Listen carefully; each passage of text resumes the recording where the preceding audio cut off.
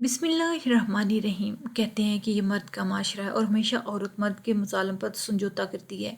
लेकिन मैं कहता हूँ यह सरासर झूठ है। अगर मर्द जिद में आए तो औरत को एक बार ही बर्बाद करके अपना बदला ले लेता है। लेकिन अगर औरत मर्द को बर्बाद करने का सोच ले तो उसे सारी ज़िंदगी नहीं बख्शती। इस अरबी औरत ने मेरी ज़िंदगी को एक अबरतनाक दास्तान बना के रख दिया था। मैं एक पठान नौजवान था। अगर कहा जाए कि मेरा शुमार उन मर्दों में होता है जिन्हें देखकर ख़वातीन नज़रें पलटना भूल जाएंगी तो झूठ नहीं होगा। मैंने हमेशा सुना था कि हुस्न औरतों के लिए हमेशा मसला बन जाता है। लेकिन एक मर्द होते हुए मेरा हुस्न मेरे लिए बहुत बड़ा इम्तिहान बन गया था। लेकिन अगर आज कोई मेरा चेहरा देखे तो शायद अपनी आंखें ही बंद कर ले।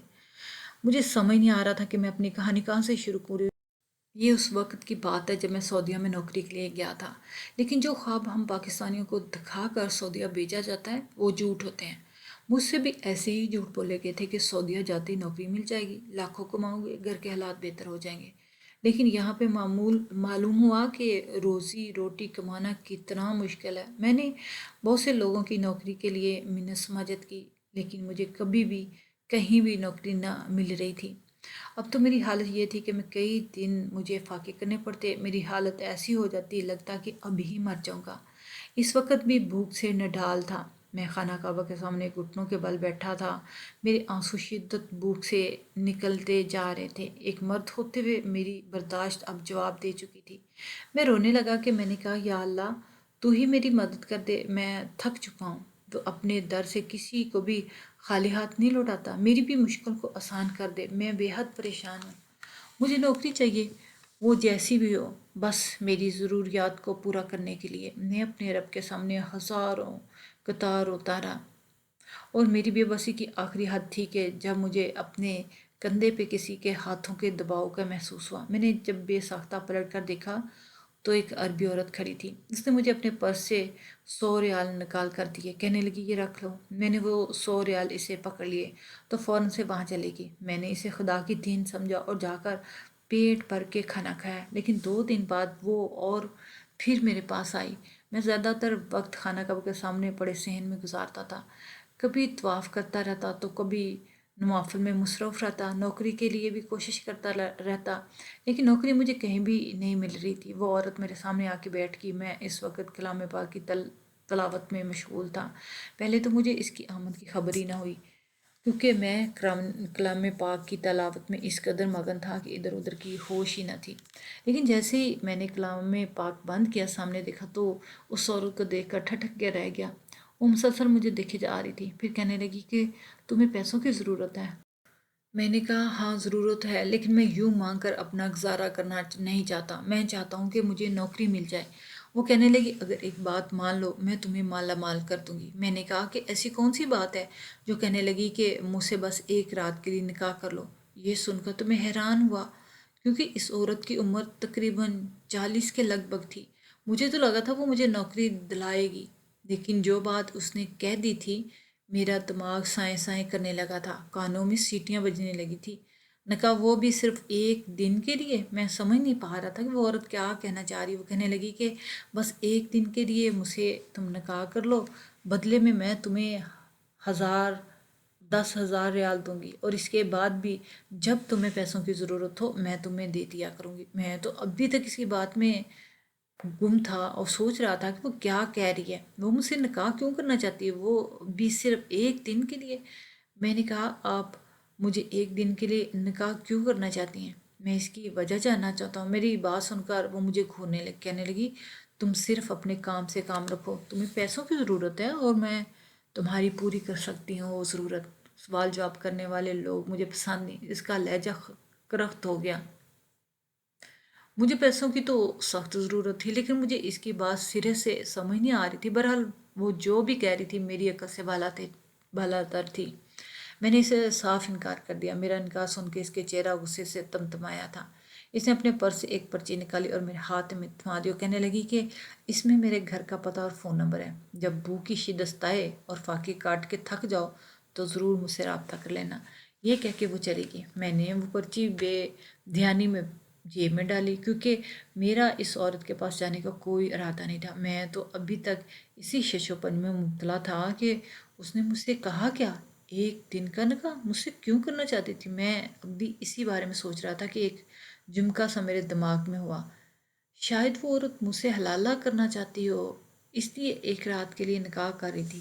ہو سکتا ہے اس کے شوہر نے غصے میں آ کے اسے طلاق دے دی ہو، اسے وہ پیسے دے کر حلالہ کرانا چاہتی ہو۔ میں اس کی بات سمجھ چکا تھا، لیکن پھر یہ بھی جھٹکا لگا کہ مجھ سے ہی کیوں حلالہ کرانا چاہتی ہے۔ میرا انکار سن کے اس کا چہرہ غصے سے تمتمایا تھا۔ اس نے اپنے پرس سے ایک پرچی نکالی اور میرے ہاتھ میں تھما دی تھی۔ اس میں میرے گھر کا پتہ اور فون نمبر ہے۔ بھوک کی شدت اور ستانے لگی اور فاقے کاٹ کاٹ کے تھک جاؤ تو مجھ سے رابطہ کرنا، یہ کہہ کے وہ چلے گئی تھی۔ میں نے وہ پرچی بے دھیانی میں اپنی جیب میں ڈال لی۔ میرا اس عورت کے پاس جانے کا کوئی ارادہ نہیں تھا۔ میں تو ابھی تک کسی شچپن میں مبتلا تھا کہ اس نے مجھے کہا کیا، ایک دن کا نکاح مجھ سے کیوں کرنا چاہتی تھی؟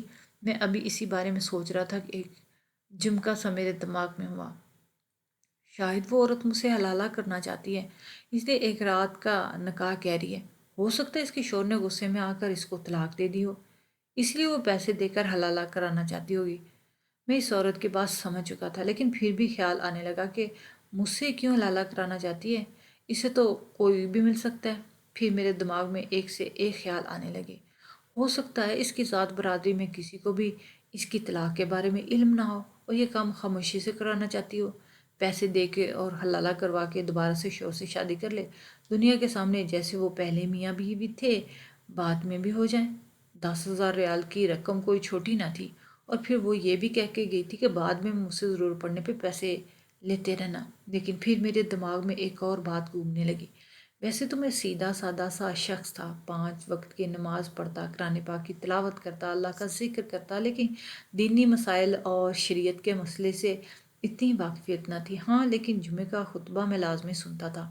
تو ایک بار میں نے ایک مولانا کو یہ کہتے ضرور سنا تھا کہ آج کل جو ہمارے معاشرے میں حلالے کا طور طریقہ چل پڑا ہے، جس میں شوہر بیوی کو طلاق دے دیتا ہے اور بعد میں اسے اپنی غلطی کا احساس ہو جاتا ہے، میاں بیوی آپس میں باہمی رضامندی ہو جاتی ہے اور پھر حلالے کے لیے ایک شخص کو کہتے ہیں۔ ایک دن کے لیے وہ عورت اس شخص کی بیوی بن جاتی ہے، اگلے روز ہی وہ اسے طلاق دے دیتا ہے اور پہلا شوہر اسے حلالہ کر لیتا ہے۔ یہ طریقہ شریعت میں بالکل حرام اور ناجائز ہے۔ حلالے کا یہ مقصد نہیں ہے جب بھی اپنی غلطی کا احساس ہو جائے تو عورت کو ایک دن کے لیے کسی کی بیوی بناؤ اور واپس اپنی زوجیت میں لے لیں، بلکہ حلالے کا صحیح طریقہ یہ ہے کہ جب وہ دوسری جگہ شادی کرے تو اپنے شوہر سے نبھانے کی پوری کوشش کرے۔ اگر اس کی اپنے شوہر سے نہ بن پائے، اس کا شوہر طلاق دے دے یا پھر اس کے شوہر کا انتقال ہو جائے تو شرعی عدت پوری کرنے کے بعد وہ پہلے شوہر سے حلالہ کر کے حلال ہو سکتی ہے۔ لیکن لوگوں نے اس چیز کو ایک نیا ہی رنگ دے دیا جو کہ بالکل ناجائز ہے، بلکہ اس نیت سے نکاح کرنا بھی حرام کے زمرے میں آتا ہے، زنا کے زمرے میں آتا ہے۔ میں سوچ میں پڑ گیا تھا کہ میں کیسے ایک گناہ کر سکتا ہوں، اسی لیے میں نے اس عورت کی بات نہ ماننے کا ارادہ کر لیا۔ ادھر ادھر سے نوکری ڈھونڈنے کی کوشش کرنے لگا، لیکن شاید میری قسمت ہی خراب تھی۔ میری والدہ کے فون نے تو مجھے پریشان کر کے رکھ دیا تھا۔ میری والدہ کا پاکستان سے میرے دوست کے نمبر پر فون آیا، کہنے لگی تمہارے ابا کو ہارٹ اٹیک ہو گیا، اگر 2 دن میں ان کا آپریشن نہ ہوا تو انہیں کچھ بھی ہو سکتا ہے۔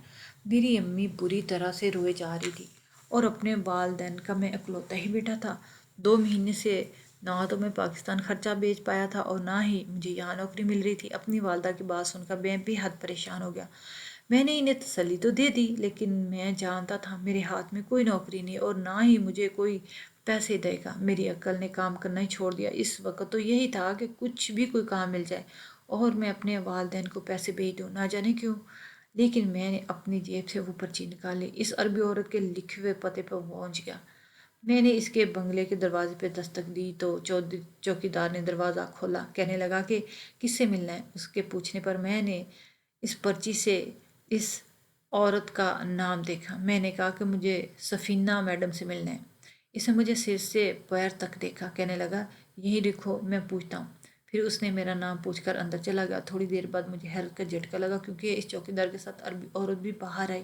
مجھے دیکھ کر تو اس کے چہرے کا رنگ ہی چہک اٹھا تھا۔ کہنے لگی آؤ اندر آؤ، مجھے پتا تھا تم ضرور آؤ گے۔ میں اس عورت کے ہمراہ اس کے خوبصورت بنگلے میں داخل ہوا۔ وہ مجھے لاؤنج میں لے کر، پورا لاؤنج خالی تھا، اس وقت کوئی بھی موجود نہیں تھا۔ پھر اس نے اپنی ملازمہ کو آواز دی کہ صاحب کے لیے جوس لے کر آؤ۔ وہ ملازمہ کچن سے پانی बाहर आई, फिर से वापस किचन में चली गई। मुँह से कहने लगी कि तुम्हारी इस आमद का मकसद क्या है? समझूं तो मैंने नज़रें झुका लीं। टिप टिप मेरे आँखों से आंसू बहने लगे। मुझे पैसों की अशद ज़रूरत है, मुझे आपकी शर्त मंजूर है। मैं ये कहना था कि इसका चेहरा खिल के कंगार हुआ था।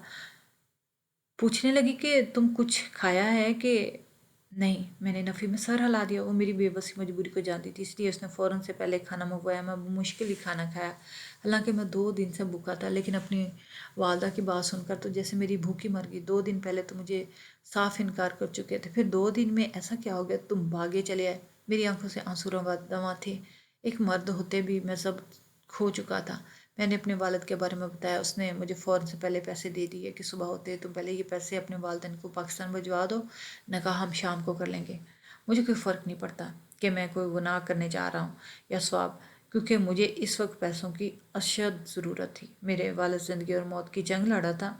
मैं अपने वालिदैन को खोना नहीं चाहता था। इस औरत की हर बात मानने को तैयार था। इस औरत ने कहा कि वो मुझे बाद में बहुत सारे पैसे देगी, फिर एक रात की तो बात है, इसके बाद वो मुझे छोड़ देगी और पैसे भी देती रहेगी। मैं यही सोचता रहा, अगर इसने मुझे ज़्यादा रकम दी तो पाकिस्तान वापस चला जाऊंगा और वहीं जाकर कोई कारोबार कर लूँगा। वालदैन के बगैर मेरा भी यहाँ दिल नहीं लगता था, लेकिन मैं नहीं जानता था मेरे साथ क्या होने वाला। अगले रोज़ सुबह उस औरत ने मुझे अपने ड्राइवर के साथ बाहर भेजा कि मैं जाकर अपनी वालदा के अकाउंट में पहले पैसे ट्रांसफ़र कर लूँ, और इन्हें फ़ोन पर कहा कि वो फ़िक्र ना करें, अबू का ऑपरेशन शुरू करवाएं। अगर और भी पैसों की ज़रूरत हुई तो मैं भेज दूंगा। वो मुझसे कहने लगी कि कासम खान, तुमने ये पैसे कहाँ से लिए हैं? तुम तो कहते थे कि तुम्हारी नौकरी नहीं लगी। मैंने कहा अम्मी बस हो गया इंतज़ाम, नौकरी में समझो लग गई। मैंने अपनी वालदा को सलाह दी। इसी ड्राइवर के साथ वापस आ गया। मैंने देखा कि वो 40 साल औरत पार्लर में जाने के लिए तैयार थी। मेरा दिल ऐसे जज्बात से आ रही था। मैं इसके बारे में कुछ भी नहीं जानता था। मैं ये जानता था कि वो मुझसे बस एक रात के लिए निकाह करना चाहती है, इसके बदले मुझे ठीक ठाक पैसे भी देने को तैयार है। मुझे इसके बंगले में कोई मर्द ऐसा नज़र ना आया जिससे मैं ये समझ सकता कि इसका शौहर भी वहाँ मौजूद है और वो मुझसे हलाला करना चाहती है। मेरे लिए वो औरत अब तक एक पहेली थी जिसके बारे में मैं कुछ नहीं जानता था। शाम तक जैसे जैसे निकाह का वक्त करीब हो रहा था, मेरा दिल बेचैन था। बेशक वो मेरी दिली ख्वाहिश नहीं थी, मेरी मजबूरी थी, लेकिन न जाने क्यों मुझे किसी गड़बड़ का एहसास हो रहा था। मेरी छठी हिस्स बड़ी तेज़ थी, जो मुझे इस वक्त किसी अनहोनी का एहसास दिला रही थी। मैं पैसे ले चुका था, इसलिए निकाह से इनकार का सवाल ही नहीं पैदा होता। मैंने इस औरत से निकाह कर लिया। वो बेहद खुश थी, लेकिन हैरत मुझे उस वक़्त हुई जब मैं कमरे में गया तो वो दुल्हन के लिबास में न थी, बल्कि बड़े बेबाक से आरामदायक लिबास पहने हुए, या जानते हुए भी कि वो मेरी बीवी है, मगर इसके बावजूद मेरी नज़रें इसके वजूद से हट चुकी थी। मैं सटपटा कर आसपास देखने लगा। उस वक़्त ड्रेसिंग टेबल के सामने खड़ी और बालों को शानों पर डाले हुए इनमें ब्रश कर रही थी। मुझे देख कर इसके चेहरे पे मुस्कुराहट सी फैल गई। फिर कहने लगी कि वहाँ क्यों खड़े, आओ बैठो, ये तुम्हारा ही कमरा है, अब से तुमने यही रहना है। मैं हिचकिचाते हुए चलता हुआ आया और बिस्तर पर बैठ गया। इसके चेहरे पर दुल्हन बनकर रूप भी आया था। ना ही वो मुझे दुल्हन की तरह तैयार मिली थी, बल्कि बालों में ब्रश करके बिस्तर की दूसरी जानब भी बैठ गई। फिर कहने लगी कि कल कुछ मेहमान तुमसे मिलने आएंगे, उनके साथ अच्छे से पेश आना, वो बड़े ही ख़ास लोग हैं और मेरे शो से मिलना चाहते हैं। मुझे थोड़ी हिचकिचाहट सी महसूस हुई थी। मैं इससे कहने लगा कि कहाँ, मैं गरीब सा आम सा लड़का, मुझे ढंग से बात करना भी नहीं आता और मेरे मुंह में तो ज़ुबान ना होने के बराबर है, फिर भला मैं इन बड़े लोगों के सामने कैसे कोई बात कर सकूँगा? ये सुनकर सफीना के चेहरे पे मुस्कुराहट फैली। कहने लगी तुम इस बात की फ़िक्र मत करो, इसका इलाज भी है मेरे पास। तभी उसने अपनी साइड टेबल के दरवाजे से एक दो दवा निकाली, जो एक छोटी सी गोली निकाल कर मुझे दे दी। कहने लगी ये खा लो। मैं हैरत से दवाई को देखने लगा। कहने लगा ये किसके लिए है? मुझे तो कोई बीमारी नहीं है। बोली कि इसको खाने से खुद एतमादी आ जाती है, मगर यूं इनकार भी नहीं कर सकता था। मैंने फ़ौरन से वो गोली ली और पानी के साथ निगल ली। वो कितनी देर मुझसे बातें करती रही, मगर मुझे नींद आने लगी। मैं मज़ीद इससे बात ना कर पाया और यूं ही नीम दराज बैठा हुआ सो गया। जब मेरी आँख खुली तो घड़ी पर 1 बज रहा था। मैंने सोचा कि शायद रात का 1 है, मगर ये दिन का 1 बज रहा था। मुझे हैरत हुई, आखिर मैं इतनी देर कैसे सोया रहा। मेरे पूरे वजूद में दर्द की टीसें उठ रही थीं।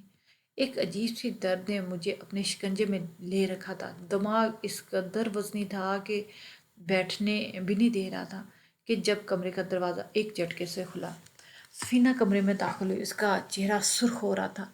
कहने लगी कि मैंने तुम्हें कहा था आज मेरी कुछ दोस्तें तुमसे मिलने के लिए आने वाली हैं, मगर तुम ऐसे घोड़े बेच के सोए जैसे उठना ही ना हो। मुझसे नाराज़गी का उसने इजहार करना शुरू कर दिया। मैं हैरत से इसका चेहरा देख रहा था। मुझे तो ये भी नहीं पता था कि कोई मुझे जगाने के लिए इस कमरे में आया था। हैरत की बात थी, वरना आज से पहले तो मैं कभी भी इस वक्त नहीं सोता था। खैर, मैंने इसे ख़राब तबीयत के बारे में बताया। वो थोड़ी फ़िक्रमंदी सी नज़र आने लगी। कहने लगी कि फ़िक्र मत करो, मैं अभी तुम्हारे लिए गरम गरम दूध भेजती हूँ, साथ दवाई लो। मैंने सर हिला दिया। कुछ देर बाद मुलाजमा मेरे लिए और दवा लेकर आई, जिसे लेते एक मरतबा फिर मुझे नींद आने लगी। मैं अपने बिस्तर पर लेटा हुआ था, मगर इसके बावजूद मुझे हर मंजर धुंधला धुंधला नज़र आ रहा था। ऐसे लग रहा था जैसे मैंने नशा कर रखा हो। चकराया और जी मतलाने लगा। मैं दोबारा से बिस्तर पर गिर गया। इसके बाद मैं कितनी देर नींद की वादियों में घूमता रहा, मुझे कुछ खबर न थी। जब मेरी आँख खुली तो मैं लहाफ में लेटा हुआ था, जबकि मेरी बीवी सफीना मेरे पहलू में ही लेटी हुई थी। जब मैं फ़ौरन उठा बैठा, मगर चक्कर इस कदर शदीद था कि मेरा हाथ साइड टेबल पर रखे हुए लैंप पर लगा और गिर कर टूट गया। शोर की आवाज़ से सफीना उठ चुकी थी। वो परेशानी से मेरी जानब देखने लगी और मुझे पकड़कर दोबारा बिस्तर पर बिठा दिया। मैं इसे अपनी हालत के बारे में बताने लगा। आज से पहले मेरे साथ ऐसा कभी कुछ नहीं हुआ था, मगर वो कहने लगी कि फिक्र मत करो, ऐसा अक्सर हो जाता है, तुम बस आराम करो। 10,000 रियाल मेरे अकाउंट में आ चुके थे। अब मुझे इसे तलाक देकर यहाँ से जाना था, मगर मेरी तबीयत इस कदर ख़राब हो चुकी थी कि मैं 2 कदम भी ठीक से चल नहीं पा रहा था। सफीना कहने लगी कि तलाक का क्या है, वो तुम मुझे दे ही दोगे, मगर अब पहले अपनी तबीयत को ठीक कर लो। ऐसे गिरते फिरते हो तो तुम अब पाकिस्तान ही जा सकते। वो तो बड़ी ही अच्छी थी, मेरा बहुत ख्याल रखने वाली थी। मैं भी वहीं रुक गया। मुझे अपना वजूद तपता हुआ महसूस हो रहा था। ऐसे लग रहा था जैसे किसी ने भड़कती हुई आग में रखा हो। न जाने मेरी ऐसी हालत क्यों हो रही थी। मुझे उठे हुए भी कुछ देर हुई थी कि जब दोबारा मेरी एक दिन की बनने वाली बीवी ने मुझे खाने के साथ दवाई दी थी कि ये खा लो, तुम्हारी तबीयत बेहतर हो जाएगी। हैरत की बात तो ये थी कि ये वही गोली थी जो बार बार मुझे दिए जा रही थी। एक मर्तबा फिर वो गोली मुझे खिलाई। इस वक्त जब मैंने गोली खाई तो एक मर्तबा फिर मुझे नींद आने लगी। ये बात मेरे लिए बड़ी परेशान कुन थी। इस वक्त तो मैं सो गया, लेकिन जब मुझे होश आया दोबारा 2 घंटे बीत चुके थे। मैंने नोट किया कि वो मुझे जब गोली खिलाती है मैं बेहोश होकर सो जाता हूँ। कुछ न कुछ तो गड़बड़ ज़रूर थी। कहीं वो मेरे साथ कुछ गलत तो नहीं कर रही थी। मैं इन्हीं सोचों में गुम था। मेरी सेहत भी दिन ब दिन गिरती जा रही थी।